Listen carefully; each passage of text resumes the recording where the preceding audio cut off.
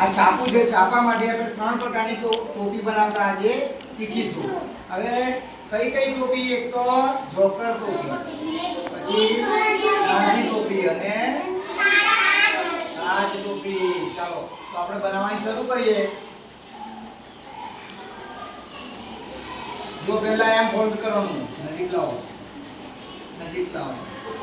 આમ ફોલ્ડ કરવાનું, બરાબર? પછી આમ, બરાબર?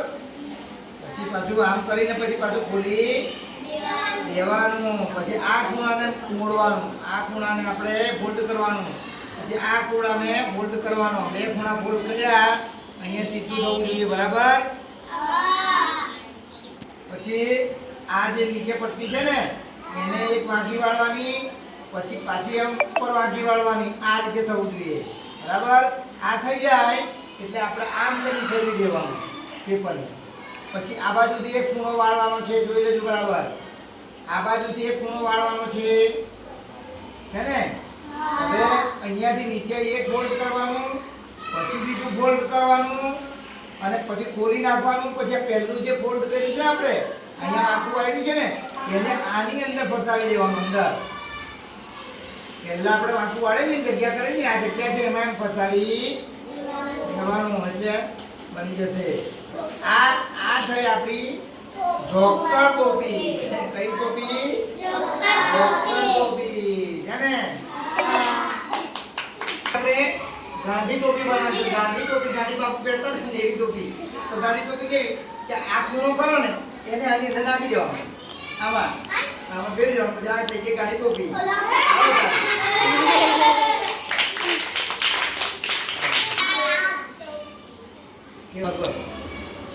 જો આ જોકર ટોપી છે ને, જોકર ટોપી માટે આપણે તાજ ટોપી બનાવીએ, બરાબર? આ ટોપી બનાવવા માટે આ ખૂણો ખરો ને અંદર અંદર મારવાનું, અંદર આવી જશે. અંદર વાળવાનું છે, ધીમે ધીમે અંદર.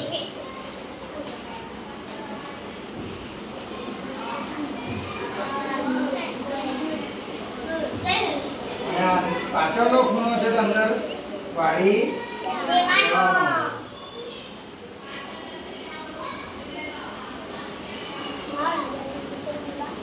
રાજા ટોપી, તાજ ટોપી, રાજા ટોપી